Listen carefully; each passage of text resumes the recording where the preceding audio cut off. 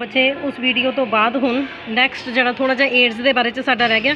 एक हुंदा ads related complex है बच्चे ARC। ये की है एड्स की ही एक फॉर्म है पर हजे तरीके नाल उन्नी खतरनाक फॉर्म नहीं बन पाई एड्स की जिन्नी कि खुद एड्स है।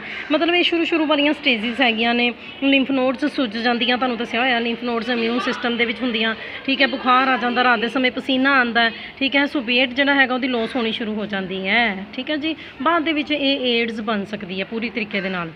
अगे तुहाडे कोल आ जांदे आ इम्यूनो सुप्रैशनस, है ना। ऑर्गन ट्रांसप्लांट दे विच की यूज़ किए जाते भी जो मतलब बच्चे तुसी किसी भी भावें बहुत ही नेड़े रैलेटिव का हसबैंड वाइफ जोड़े एक दूसरे को किडनी ट्रांसप्लांट कर सकते हैं, भैन भरा कर सकते हैं, है ना। पर फिर भी है ना बॉडी है ना हर एक दी अपनी अपनी।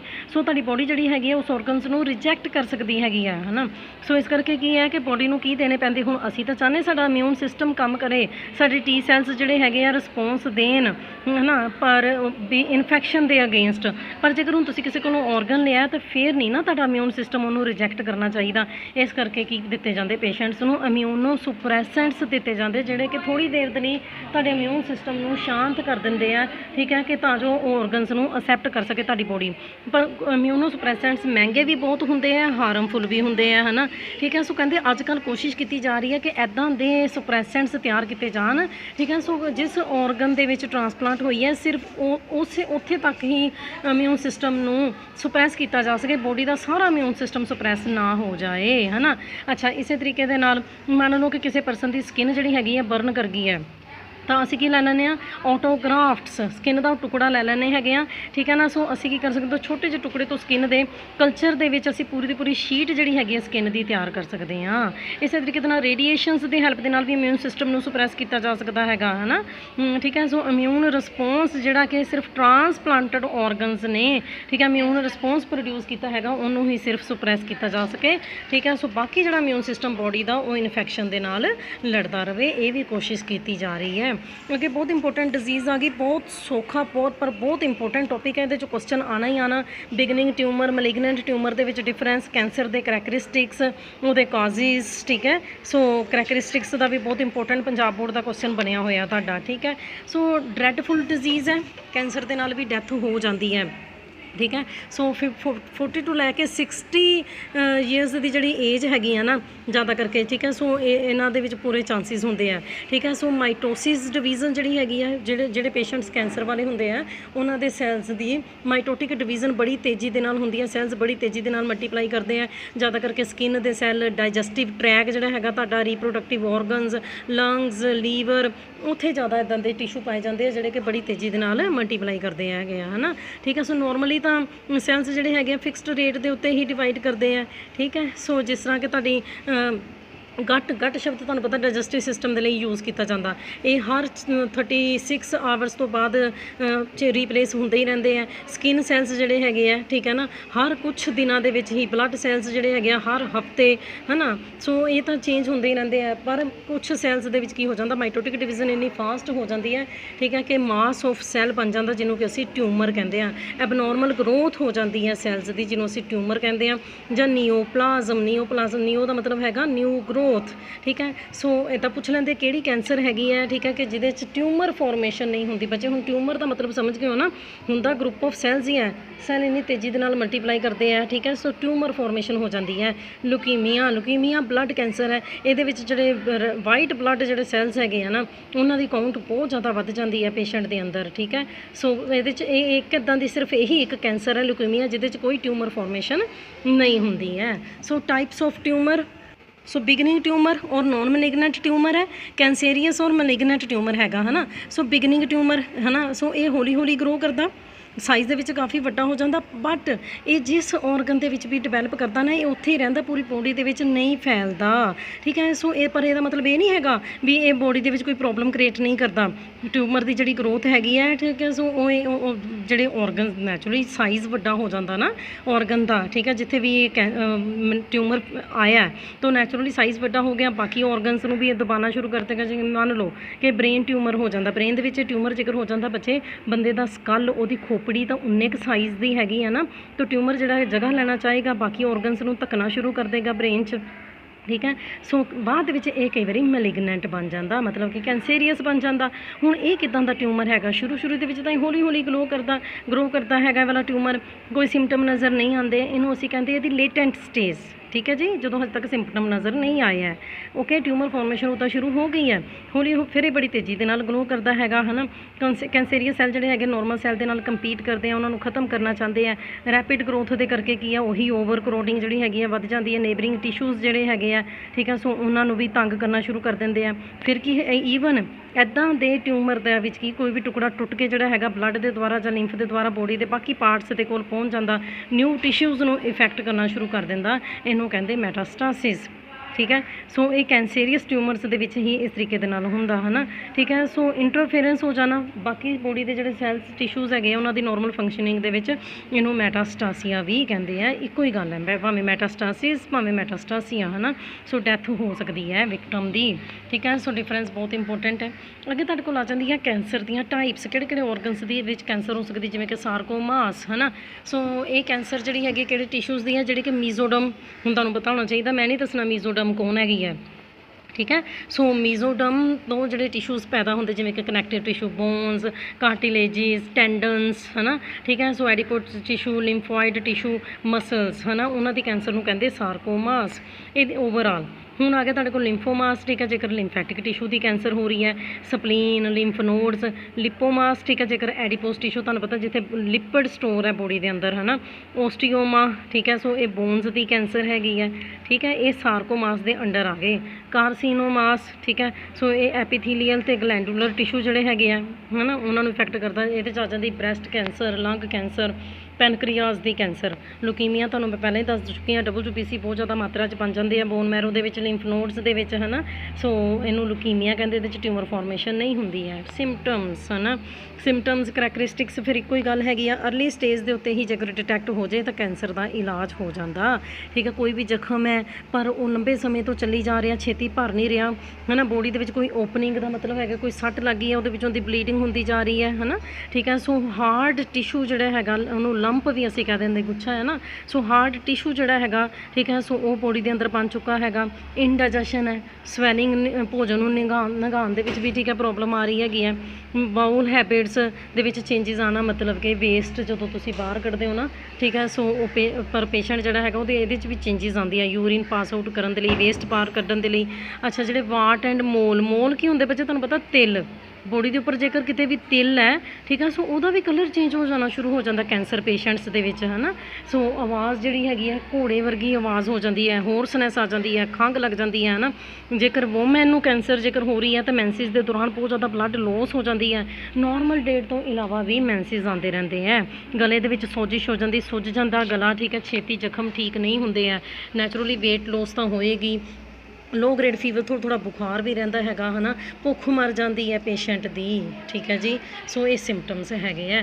ਕਾਜ਼ਿਸ ਕੀ ਹੋ ਸਕਦੇ ਆ ਬੱਚੇ, ਕੌਨਸਟੈਂਟ ਇਰੀਟੇਸ਼ਨ ਦਾ ਮਤਲਬ ਲਗਾਤਾਰ ਜੇਕਰ ਕੋਈ ਪਰਸਨ ਜਿਹੜਾ ਹੈਗਾ ਨਾ ਹੀਟ ਲੈ ਰਿਹਾ, ਜਿਵੇਂ ਕਸ਼ਮੀਰ ਦੇ ਵਿੱਚ, ਹੈ ਨਾ, ਜਿਹੜੇ ਠੰਡ ਬਹੁਤ ਜ਼ਿਆਦਾ ਹੁੰਦੀ ਹੈ ਤਾਂ ਇੱਕ ਮਤਲਬ ਸਟਰਕਚਰ ਯੂਜ਼ ਕਰਦੇ ਹੈਗੇ ਆ, ਉਹ 'ਚ ਕੋਇਲਾ, ਉਹਨੂੰ ਕੈਂਗਰੀ ਕਹਿੰਦੇ ਆ, ਲਿਖਿਆ ਹੋਇਆ ਤੁਹਾਡੇ ਕੈਂਗਰੀ, ਹੈ ਨਾ, ਠੀਕ ਹੈ। ਮਿੱਟੀ ਦਾ ਬਣਿਆ ਹੋਇਆ ਇੱਕ ਪੋਟ ਹੁੰਦਾ, ਉਹਦੇ 'ਚ ਕੋਇਲਾ ਪਾਇਆ ਹੁੰਦਾ, ਉਹ ਕੀ ਕਰਦੇ ਆਪਣੇ ਜੋ ਵੀ ਉਹਨਾਂ ਨੇ ਕੱਪੜੇ ਪਾਏ ਹੁੰਦੇ ਆ, ਠੀਕ ਹੈ, ਗਾਰਮੈਂਟਸ, ਉਹਦੇ ਨੀਚੇ ਉਹਦੀ ਪੋਟ ਨੂੰ ਕਿੰਨਾ ਆਪਣੇ ਪੇਟ ਦੇ ਨਾਲ ਟੱਚ ਕਰਵਾਉਂਦੇ ਹੋਣਗੇ ਨਿੱਘ ਲੈਣ ਦੇ ਲਈ, ਹੈ ਨਾ। ਪਰ ਇਹ ਐਬਡੋਮੀਨਲ ਸਕਿਨ ਕੈਂਸਰ ਦਾ ਕਾਰਨ ਬਣ ਸਕਦੀ ਹੈ ਨਾ। ਸੋ ਇਹ ਇਰੀਟੇਸ਼ਨ ਹੈਗੀ ਹੈ।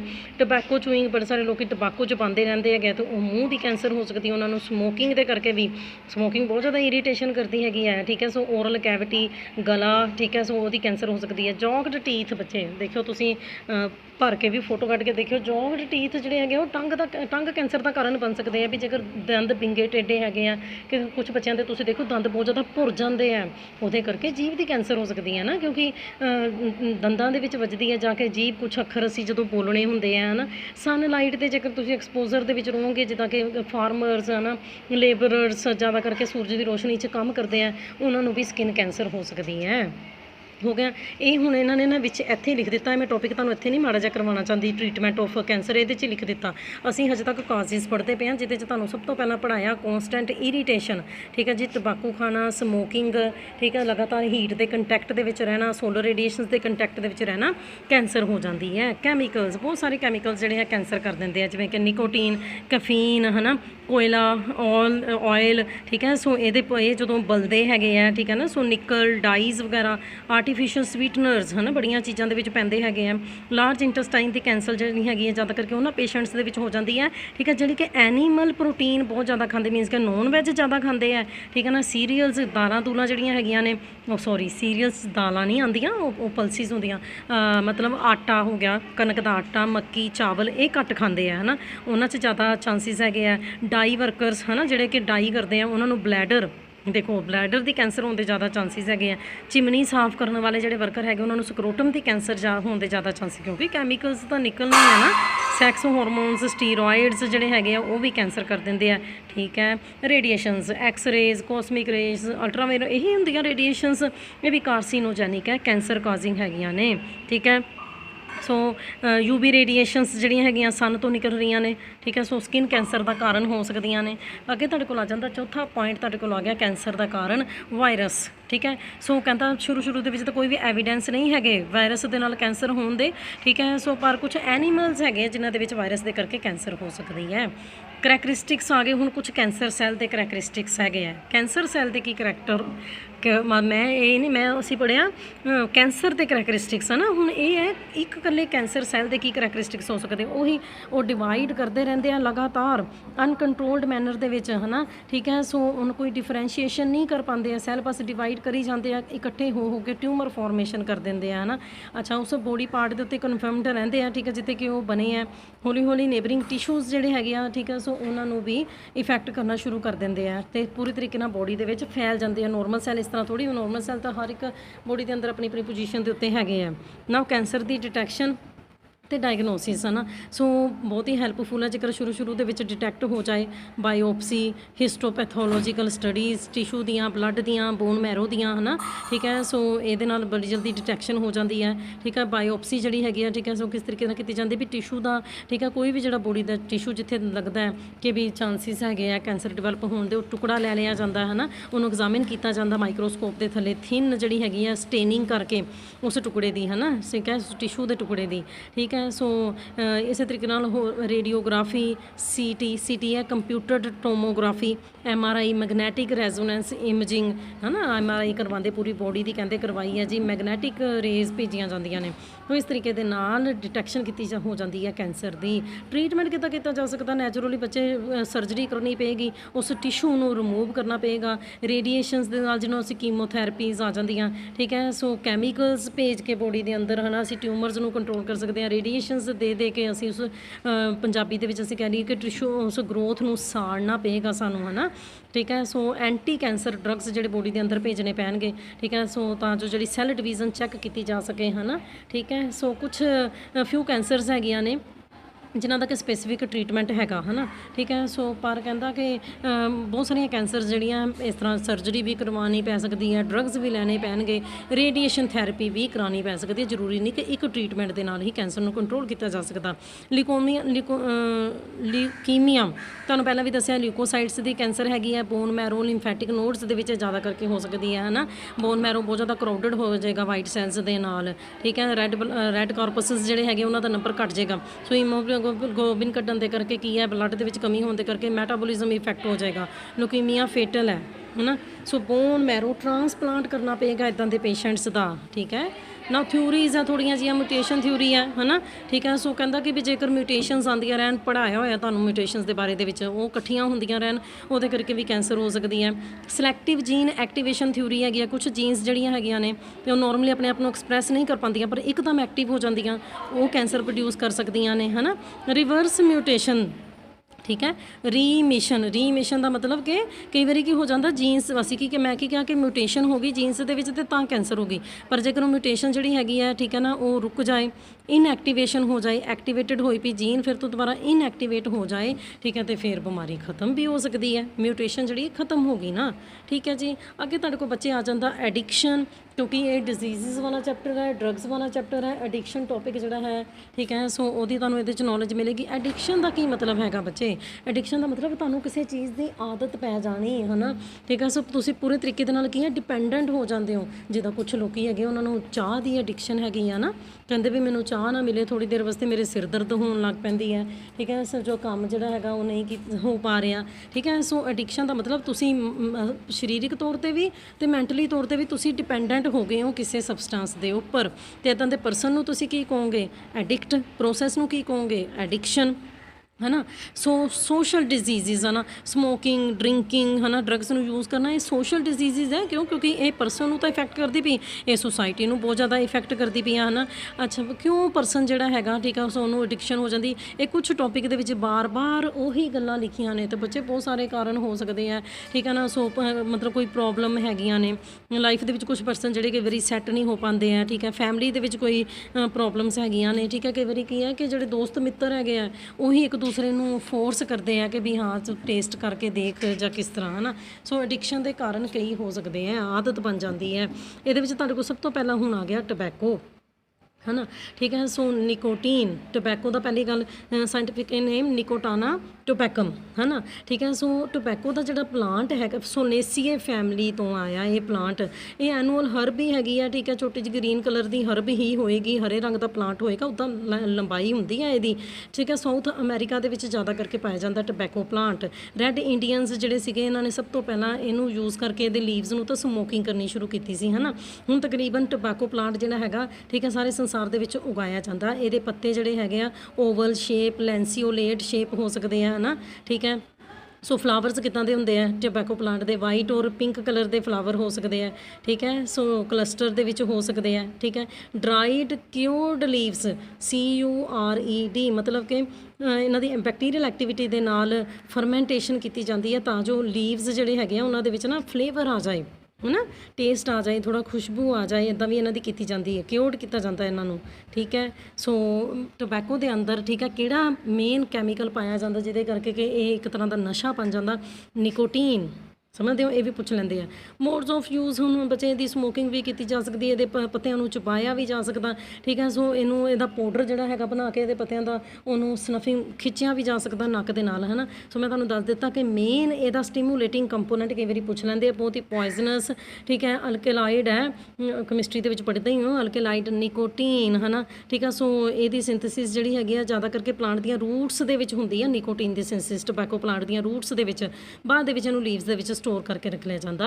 ਲੀਵਸ ਦੇ ਕੋਲ 2 to 8% ਨਿਕੋਟੀਨ ਹੈਗੀ ਹੈ, ਠੀਕ ਹੈ। ਸਿਗਾਰ, ਸਿਗਰਟ, ਬੀੜੀਜ਼, ਹਬਲ ਬਬਲ, ਇੱਥੋਂ ਤੱਕ ਕਿ ਹਬਲ ਬਬਲ ਪਤਾ ਤੁਹਾਨੂੰ, ਹੈ ਨਾ, ਠੀਕ ਹੈ। ਸੋ ਹਬਲ ਬਬਲ, ਹੁੱਕਾ, ਠੀਕ ਹੈ। ਜਦੋਂ ਅਸੀਂ ਇਸ ਫੋਰਮ ਦੇ ਵਿੱਚ, ਠੀਕ ਹੈ, ਟੋਬੈਕੋ ਸਮੋਕ ਲੈ ਰਹੇ ਹਾਂ ਨਾ, ਤੇ ਇਹ ਸਾਰੇ ਸਮੋਕਿੰਗ 'ਚ ਆ ਜਾਂਦੇ ਆ, ਸਮਝਦੇ ਪਏ ਹੋ, ਠੀਕ ਹੈ। ਸੋ ਟੋਬੈਕੋ ਨੂੰ ਤੁਸੀਂ ਲੈ ਰਹੇ ਹੋ, ਟੋਬੈਕੋ ਦਾ ਧੂੰਆਂ ਲੈ ਰਹੇ ਹੋ, ਠੀਕ ਹੈ ਨਾ। ਸੋ ਬੜੇ ਪਾਊਡਰ ਬਣਾ ਕੇ ਤੇ ਨਾ ਬੀੜੀ ਦੇ ਵਿੱਚ ਐਕਚੁਅਲੀ ਦੇ ਵਿੱਚ ਕੀ ਬਾਹਰ ਪੱਤਾ ਜਿਹਾ ਹੀ ਹੁੰਦਾ, ਠੀਕ ਹੈ ਨਾ। ਸੋ ਸਿਗਾਰ ਵੀ ਤੁਸੀਂ ਦੇਖੀ ਹੋਣੀ ਆ, ਠੀਕ ਹੈ। ਸੋ ਇਹਨਾਂ ਫਿਊਮਸ ਲਈਆਂ ਜਾਂਦੀਆਂ, ਹੈ ਨਾ। ਹਬਲ ਬਬਲ ਹੁੱਕੇ ਦੇ ਵਿੱਚ ਤਾਂ ਪਾਣੀ ਵੀ ਯੂਜ਼ ਕੀਤਾ ਜਾਂਦਾ, ਤਾਂ ਫਿਊਮਸ ਲਈਆਂ ਜਾਂਦੀਆਂ ਨੇ ਟੋਬੈਕੋ ਦੀਆਂ ਇਸ ਤਰੀਕੇ ਦੇ ਨਾਲ, ਇਸ ਕਰਕੇ ਸਮੋਕਿੰਗ ਕਹਿ ਦਿੱਤਾ ਜਾਂਦਾ ਹੈ, ਸਮਝਦੇ ਪਏ ਹੋ, ਠੀਕ ਹੈ। ਜਿਵੇਂ ਕਿ ਦੇਖੋ ਤੁਹਾਡੇ ਕੋਲ ਆ ਗਿਆ ਸਿਗਰਟ ਜਿਹੜੀ ਹੈਗੀ ਹੈ, ਠੀਕ ਹੈ। ਸੋ ਉਹ ਟੋਬੈਕੋ ਜਿਹੜਾ ਹੈਗਾ ਇੱਕ ਪੇਪਰ ਦੇ ਵਿੱਚ ਉਹਨੂੰ ਰੈਪ ਕੀਤਾ ਹੁੰਦਾ। ਬੀੜੀ ਜਿਹੜੀ ਹੁੰਦੀ ਹੈ, ਲੀਫ ਦਾ ਇੱਕ ਟੁਕੜਾ ਲੈ ਕੇ ਉਹਦੇ 'ਚ ਟੋਬੈਕੋ ਪਾ ਕੇ, ਹੈ ਨਾ, ਠੀਕ ਹੈ। ਸੋ ਉਹਨੂੰ ਪੀਤਾ ਜਾਂਦਾ ਹੈਗਾ, ਠੀਕ ਹੈ। ਟੋਬੈਕੋ ਸਮੋਕ ਜਿਹੜੀ ਹੈ ਡਾਇਰੈਕਟਲੀ ਵੀ ਲਈ ਜਾਂਦੀ ਆ, ਆਹੀ ਹੁੱਕੇ ਦੀ ਪਾਈਪ ਦੇ ਵਿੱਚੋਂ ਦੀ, ਹੈ ਨਾ, ਟੋਬੈਕੋ ਦੀ ਸਮੋਕ ਲਈ ਜਾਂਦੀ ਹੈ। ਸੋ ਅਲੱਗ-ਅਲੱਗ ਤਰੀਕਿਆਂ ਦੇ ਨਾਲ ਟੋਬੈਕੋ ਜਿਹੜਾ ਹੈਗਾ ਉਹਨੂੰ ਯੂਜ਼ ਕੀਤਾ ਜਾ ਸਕਦਾ, ਠੀਕ ਹੈ। ਸੋ 10% ਜਿਹੜੀ ਹੈਗੀ ਇਨਹੇਲ ਹੋ ਜਾਂਦਾ, ਧੂੰਆਂ ਜਿਹੜਾ ਹੈਗਾ ਅੰਦਰ ਚਲਾ ਜਾਂਦਾ, ਠੀਕ ਹੈ। ਸੋ ਇਹਦੇ ਸ਼ੁਰੂ ਦੇ ਵਿੱਚ ਤਾਂ ਕੋਈ ਇਲ ਇਫੈਕਟਸ ਨਜ਼ਰ ਨਹੀਂ ਆਉਂਦੇ, ਪਰ ਬਾਅਦ ਦੇ ਵਿੱਚ, ਠੀਕ ਹੈ, ਨਰਵ ਇੰਪਲਸਿਸ ਦੀ ਕੰਡਕਸ਼ਨ ਹੋਰ ਵੀ ਜ਼ਿਆਦਾ ਸਟੀਮੂਲੇਟ ਹੋ ਜਾਂਦੀ, ਨੈਚੁਰਲੀ ਡਰੱਗਸ ਅੰਦਰ ਗਏ ਆ, ਮਸਲਸ ਰਿਲੈਕਸ ਹੋ ਜਾਂਦੇ ਆ, ਠੀਕ ਹੈ ਨਾ। ਸੋ ਹਾਰਟ ਬੀਟ ਜਿਹੜੀ ਹੈਗੀ ਆ, ਠੀਕ ਹੈ, ਰੇਟ, ਬਲੱਡ ਪ੍ਰੈਸ਼ਰ ਜਿਹੜਾ ਰੇਟ ਹੈ ਨੈਚੁਰਲੀ ਉਹ ਵੱਧ ਜਾਂਦਾ ਹੈਗਾ, ਹੈ ਨਾ, ਠੀਕ ਹੈ। ਸੋ ਹਾਰਟ ਡਿਜ਼ੀਜ਼ਿਸ ਦਾ ਰਿਸਕ ਜਿਹੜਾ ਹੈਗਾ ਸਮੋਕਿੰਗ ਦੇ ਕਰਕੇ ਉਹ ਵੀ ਵੱਧ ਜਾਂਦਾ, ਕਿਉਂਕਿ ਨੈਚੁਰਲੀ ਕੋਈ ਔਰਗਨ ਬਹੁਤ ਜ਼ਿਆਦਾ ਨੋਰਮਲ ਨਾਲੋਂ ਵਰਕ ਕਰਨਾ ਸ਼ੁਰੂ ਹੋ ਗਿਆ ਤਾਂ ਪ੍ਰੋਬਲਮਸ ਆਉਣਗੀਆਂ ਹੀ, ਹੈ ਨਾ। ਜੇਕਰ ਐਕਸਪੈਕਟਿੰਗ ਮਦਰ ਜਿਹੜੀ ਹੈ ਜਿਹਨੇ ਬੱਚੇ ਨੂੰ ਪੈਦਾ ਕਰਨਾ ਹੈ, ਠੀਕ ਹੈ, ਸੋ ਉਹ ਜੇਕਰ ਟੋਬੈਕੋ ਸਮੋਕ ਲੈ ਰਹੀ ਹੈ ਤਾਂ ਬੱਚੇ ਦੀ ਗਰੋਥ ਜਿਹੜੀ ਹੈ ਰੁਕ ਜਾਏਗੀ, ਹੈ ਨਾ, ਠੀਕ ਹੈ। ਸੋ ਟੋਬੈਕੋ ਦੀ ਐਡਿਕਸ਼ਨ ਹੋ ਜਾਂਦੀ ਹੈ, ਨਰਵ ਸੈਲਸ ਨੂੰ ਨਿਕੋਟੀਨ ਦੀ ਹਾਈ ਕੰਸਨਟ੍ਰੇਸ਼ਨ ਦੇ ਕਰਕੇ ਅਧਰੰਗ ਪੈਰਾਲਾਈਸਿਸ ਹੋ ਜਾਂਦਾ ਨਰਵਸ ਤੋਂ, ਫਿਰ ਬ੍ਰੇਨ ਹੀ ਨਹੀਂ ਕੰਮ ਕਰੇਗਾ ਤਾਂ ਫਿਰ ਨੈਚੁਰਲੀ, ਹੈ ਨਾ, ਕੋਈ ਵੀ ਬੋਡੀ ਪਾਰਟ ਵਰਕ ਨਹੀਂ ਕਰ ਪਾਏਗਾ, ਠੀਕ ਹੈ। ਸੋ ਹੋਰ ਕਿਹੜੇ ਟੋਬੈਕੋ ਸਮੋਕ ਦੇ ਕੰਪੋਨੈਂਟਸ ਹੈ, ਨਿਕੋਟੀਨ ਹੋ ਗਿਆ, ਠੀਕ ਹੈ, ਕਾਰਬਨ ਮੋਨੋਆਕਸਾਈਡ, ਪੋਲੀਸਾਈਕਲਿਕ ਐਰੋਮੈਟਿਕ ਹਾਈਡਰੋਕਾਰਬਨਸ, ਠੀਕ ਹੈ। ਸੋ ਇਹਦੇ ਵਿੱਚ ਪਾਏ ਜਾਂਦੇ ਹੈ। ਹੁਣ ਸਮੋਕਿੰਗ ਦੇ ਕਰਕੇ ਕਿਹੜੀਆਂ ਡਿਜ਼ੀਜ਼ਸ ਹੋ ਸਕਦੀਆਂ ਟੋਬੈਕੋ ਸਮੋਕ ਦੇ ਕਰਕੇ ਨਾ, ਡਿਟੇਲ ਦੇ ਵਿੱਚ ਵੀ ਦੱਸਿਆ ਤੁਹਾਨੂੰ।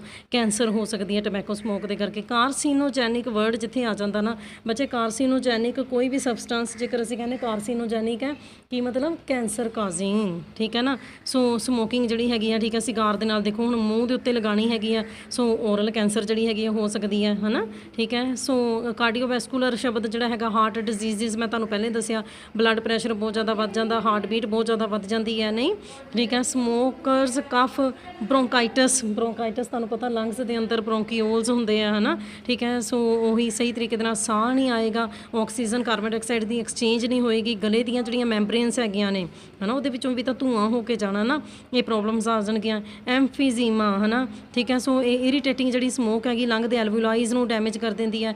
ਗੈਸੀਅਸ ਐਕਸਚੇਂਜ ਦੇ ਲਈ ਸਰਫੇਸ ਜਿਹੜਾ ਹੈਗਾ ਘਟ ਜਾਂਦਾ ਹੈ, ਠੀਕ ਹੈ। ਸੋ ਸਹੀ ਤਰੀਕੇ ਨਾਲ ਐਕਸਚੇਂਜ ਨਹੀਂ ਹੋਏਗੀ ਗੈਸਾਂ ਦੀ, ਇਹਨੂੰ ਕਹਿੰਦੇ ਐਮਫੀਜ਼ੀਮਾ, ਹੈ ਨਾ।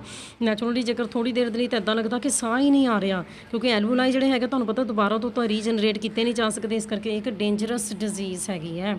ਸਟਮਕ ਡਿਸਆਰਡਰਸ, ਹੈ ਨਾ। ਸੋ ਗੈਸਟ੍ਰਿਕ ਜੂਸ ਦੀ ਸਕ੍ਰੀਸ਼ਨ ਬਹੁਤ ਜ਼ਿਆਦਾ ਵੱਧ ਜਾਂਦੀ ਹੈ ਨਾ, ਠੀਕ ਹੈ। ਸੋ ਗੈਸਟ੍ਰਿਕ ਦੇ ਡੂਡੀਨੀਅਲ ਲਾਰਜ ਇੰਟੈਸਟਾਈਨ ਦਾ ਇੱਕ ਪਾਰਟ ਹੈ, ਗੈਸਟ੍ਰਿਕ ਸਟਮਕ ਦਾ ਪਾਰਟ ਹੈ, ਪਤਾ ਹੀ ਤੁਹਾਨੂੰ, ਅਤੇ ਅਲਸਰਸ ਹੋਣ ਦੇ ਚਾਂਸਿਸ ਬਹੁਤ ਜ਼ਿਆਦਾ ਵੱਧ ਜਾਂਦੇ ਆ, ਠੀਕ ਹੈ। ਸੋ ਪਲਮਨਰੀ ਟਿਊਬਰਕਲੋਸਿਸ, ਟੀਬੀ, ਹੈ ਨਾ। ਸੋ ਹੁੱਕੇ ਦੇ ਨਾਲ, ਠੀਕ ਹੈ, ਜੇਕਰ ਸਮੋਕਿੰਗ ਕੀਤੀ ਜਾਂਦੀ ਹੈ ਤਾਂ ਟੀਬੀ ਹੋਣ ਦੇ ਜ਼ਿਆਦਾ ਚਾਂਸਿਸ ਹੈਗੇ ਆ। ਟਿਸ਼ੂ ਡੈਮੇਜ, ਹੈ ਨਾ, ਠੀਕ ਹੈ। ਸੋ ਜੇਕਰ ਅਸੀਂ ਜਿਹੜਾ ਪੇਸ਼ੈਂਟ ਹੈ ਮੰਨ ਲਓ ਉਹਦੀ ਡੈਥ ਹੋਈ ਹੈ ਨਾ, ਠੀਕ ਹੈ, ਸਮੋਕਰ ਸੀਗਾ, ਉਹਦੇ ਐਲਵੂਲਾਈਜ਼ ਨੂੰ ਆਰਟੀਰੀਓਲਸ ਨੂੰ ਲੈ ਕੇ ਦੇਖ ਕੇ ਚੈੱਕ ਕਰੀਏ ਨਾ, ਜੇਕਰ ਡੈਥ ਜਿਹਦੀ ਹੋ ਚੁੱਕੀ ਪੇਸ਼ੈਂਟ ਦੀ, ਤਾਂ ਅਸੀਂ ਦੇਖਾਂਗੇ ਆਰਟੀਰੀਓਲਸ ਬਹੁਤ ਜ਼ਿਆਦਾ ਥਿਕ ਹੋ ਚੁੱਕੇ ਹੁੰਦੇ ਆ, ਹੈ ਨਾ, ਠੀਕ ਹੈ। ਐਪੀਥੀਲੀਅਲ ਲਾਈਨਿੰਗ ਜਿਹੜੀ ਹੈਗੀ ਟ੍ਰੇਕੀਆ ਦੀ, ਬ੍ਰੋਂਕਾਈ ਦੀ, ਹੈ ਨਾ, ਉਹ ਡੈਮੇਜ ਹੋ ਚੁੱਕੀ ਹੁੰਦੀ ਹੈ। ਇਮਿਊਨ ਸਿਸਟਮ ਨੈਚੁਰਲੀ ਡੈਮੇਜ ਹੋ ਜਾਂਦਾ, ਨੈਚੁਰਲੀ ਫਿਰ ਇਨਫੈਕਸ਼ਨਸ ਬਹੁਤ ਜ਼ਿਆਦਾ ਹੋ ਜਾਣਗੀਆਂ ਇਹਨਾਂ ਦੇ ਪਰਸਨਸ ਨੂੰ, ਹੈ ਨਾ। ਵਾਈਟਲ ਕਪੈਸਿਟੀ ਪਤਾ ਤੁਹਾਨੂੰ, ਲੰਗਸ ਦੀ +1 'ਚ ਪੜ੍ਹਾਇਆ ਹੋਇਆ, ਲੰਗਸ ਦੀ ਵਾਈਟਲ ਕਪੈਸਿਟੀ ਹੁੰਦੀ ਹੈ ਉਹ ਘਟ ਜਾਏਗੀ, ਨੈਚੁਰਲੀ ਫਿਰ ਆਕਸੀਜਨ ਸਹੀ ਤਰੀਕੇ ਦੇ ਨਾਲ ਨਹੀਂ ਮਿਲੇਗੀ। ਮਸਕੂਲਰ ਐਕਟੀਵਿਟੀਜ਼ ਜੇਕਰ ਪਰਸਨ ਜ਼ਿਆਦਾ ਕਰੇਗਾ ਤਾਂ ਉਹਨੂੰ ਆਕਸੀਜਨ ਦੀ ਕਮੀ ਹੋ ਜਾਏਗੀ, ਠੀਕ ਹੈ। ਨੈਚੁਰਲੀ ਸਮੋਕਿੰਗ ਅਦਰ ਇਫੈਕਟਸ ਕੀ ਹੈਗੇ ਆ, ਇੱਕ ਤਾਂ ਹੈਗਾ ਕਿ ਡਾਇਰੈਕਟ ਪਰਸਨ ਦੇ ਉੱਤੇ ਕੀ ਇਫੈਕਟ ਪੈ ਰਹੇ ਆ। ਤਾਂ ਨੈਚੁਰਲੀ ਜਿਹੜਾ ਬੰਦਾ ਕੋਈ ਵੀ ਨਸ਼ਾ ਕਰੇਗਾ, ਇਹ ਤਾਂ ਚਲੋ ਟੋਬੈਕੋ ਦੀ ਗੱਲ ਚੱਲਦੀ ਪਈ ਨਾ, ਕੋਈ ਵੀ ਨਸ਼ਾ ਕਰੇਗਾ ਉਹਨੂੰ ਪੈਸੇ ਚਾਹੀਦੇ ਆ, ਹੈ ਨਾ, ਠੀਕ ਹੈ। ਸੋ ਨੈਚੁਰਲੀ ਉਹਨੂੰ ਪੈਸੇ ਦੀ ਕਮੀ ਆ ਜਾਏਗੀ, ਪੈਸਾ ਵੇਸਟ ਕਰ ਰਿਹਾ ਉਹ, ਹੈ ਨਾ, ਠੀਕ ਹੈ। ਸੋ ਪਰਸਨੈਲਿਟੀ ਨੈਚੁਰਲੀ ਜਿਹੜਾ ਬੰਦਾ ਸਮੋਕਿੰਗ ਕਰਦਾ ਪਿਆ ਉਹਦੇ ਜਿਹੜੇ ਲਿਪਸ ਹੈਗੇ ਆ, ਠੀਕ ਹੈ, ਉਹਦਾ ਰੰਗ ਚਲਾ ਜਾਏਗਾ, ਸਾਹ ਜਿਹੜਾ ਹੈਗਾ ਉਹਦੇ ਵਿੱਚੋਂ ਦੀ ਬਦਬੂ ਆਏਗੀ, ਨਹੀਂ, ਠੀਕ ਹੈ। ਸੋ ਸਮੋਕਿੰਗ ਜਿਹੜੀ ਹੈਗੀ ਆ ਦੂਸਰਿਆਂ ਨੂੰ ਵੀ, ਹੁਣ ਭਾਵੇਂ ਇੱਕ ਪਰਸਨ ਸਮੋਕਿੰਗ ਕਰਦਾ ਪਿਆ ਨਾ, ਪਰ ਸਮੋਕਿੰਗ ਜਿਹੜੀ ਨਾ ਬਾਕੀ ਜਿਹੜੇ ਡਰੱਗਸ ਹੈਗੇ ਨਾ ਬੱਚੇ, ਉਸ ਬੰਦੇ ਨੂੰ ਸਿਰਫ ਇਫੈਕਟ ਕਰਦੇ ਪਿਆ। ਸ਼ਰਾਬ ਪੀਤੀ ਹੈਗੀ ਹੈ, ਚਲੋ ਨੈਚੁਰਲੀ ਫੈਮਿਲੀ ਤਾਂ ਡਿਸਟਰਬ ਹੁੰਦੀ ਹੈ ਜਾਂ ਸੁਸਾਇਟੀ ਨੂੰ ਵੀ ਥੋੜ੍ਹੀ ਪ੍ਰੋਬਲਮ ਆਉਂਦੀ, ਪਰ ਫਿਰ ਵੀ, ਹੈ ਨਾ, ਉਸ ਬੰਦੇ ਦਾ ਜ਼ਿਆਦਾ ਨੁਕਸਾਨ ਹੋ ਰਿਹਾ ਜਿਹੜਾ ਕਿ ਸ਼ਰਾਬ ਪੀ ਰਿਹਾ। ਪਰ ਸਮੋਕਿੰਗ ਜਿਹੜੀ ਹੈਗੀ ਆ, ਠੀਕ ਹੈ, ਸੋ ਜਿਹੜਾ ਕੋਲ ਖੜਾ ਹੋਇਆ ਜਿਹੜਾ ਪਰਸਨ ਹੈਗਾ ਨਾ, ਉਹਨੂੰ ਵੀ ਇਫੈਕਟ ਕਰਦੀ ਪਈ ਹੈ। ਉਹ ਪੈਸਿਵ ਸਮੋਕਰ ਬਣ ਜਾਂਦਾ ਇੱਕ ਤਰ੍ਹਾਂ ਦਾ, ਕਿਉਂਕਿ ਥੋੜ੍ਹੇ ਬਹੁਤੇ ਪਾਰਟੀਕਲਸ ਉਹਦੇ ਅੰਦਰ ਵੀ ਜਾ ਰਹੇ ਹੈ, ਠੀਕ ਹੈ ਨਾ। ਸੋ ਇਸ ਕਰਕੇ ਸਮੋਕਿੰਗ ਜਿਹੜੀ ਹੈ ਦੂਸਰਿਆਂ ਨੂੰ ਵੀ ਇਫੈਕਟ ਕਰਦੀ ਪਈ ਹੈ ਜਿਹੜੇ ਨਹੀਂ ਵੀ ਪੀਂਦੇ ਪਏ ਆ। ਨਿਕੋਟੀਨ ਨੂੰ ਜੇਕਰ ਅਸੀਂ ਉੱਦਾਂ ਦੇਖੀਏ ਇਨਸੈਕਟੀਸਾਈਡਸ ਜਿਹੜੇ ਹੈਗੇ ਇਨਸੈਕਟਸ ਨੂੰ ਮਾਰਨ ਦੇ ਲਈ, ਫਿਊਮੀਗੈਂਟਸ, ਠੀਕ ਹੈ। ਸੋ ਫਿਜ਼ੀਓਲੋਜੀਕਲ ਅਤੇ ਫਾਰਮੈਕੋਲੋਜੀਕਲ, ਹੈ ਨਾ, ਇਨਵੈਸਟੀਗੇਸ਼ਨਸ ਦੇ ਵਿੱਚ ਨਿਕੋਟੀਨ ਯੂਜ਼ ਕੀਤਾ ਜਾਂਦਾ ਨਾ, ਮਤਲਬ ਕੁਛ ਅਸੀਂ ਕੁਛ ਐਕਸਪੈਰੀਮੈਂਟਸ ਵੀ ਤਾਂ ਕਰਦੇ ਹਾਂ, ਕਿਸੇ ਦੀ ਸਾਈਕੋਲੋਜੀ ਦੇਖਣੀ ਹੈਗੀ ਹੈ, ਠੀਕ ਹੈ। ਸੋ ਡਰੱਗਸ ਜਿਹੜੇ ਸਹੀ ਤਰੀਕੇ ਨਾਲ ਵਰਕ ਕਰ ਰਹੇ ਕਿ ਨਹੀਂ ਕਰ ਰਹੇ, ਉੱਥੇ ਨਿਕੋਟੀਨ ਦਾ ਯੂਜ਼ ਵੀ ਕੀਤੀ ਜਾਂਦੀ, ਰਿਸਰਚ ਪਰਪਸਿਸ ਦੇ ਵਿੱਚ ਅਸੀਂ ਕਹਿ ਸਕਦੇ ਹਾਂ। ਅੱਗੇ ਤੁਹਾਡੇ ਕੋਲ ਬੱਚੇ ਆ ਜਾਂਦੀ ਅਲਕੋਹਲ, ਠੀਕ ਹੈ, ਪਰ ਇੱਥੇ ਤੱਕ ਸੁਣੋ।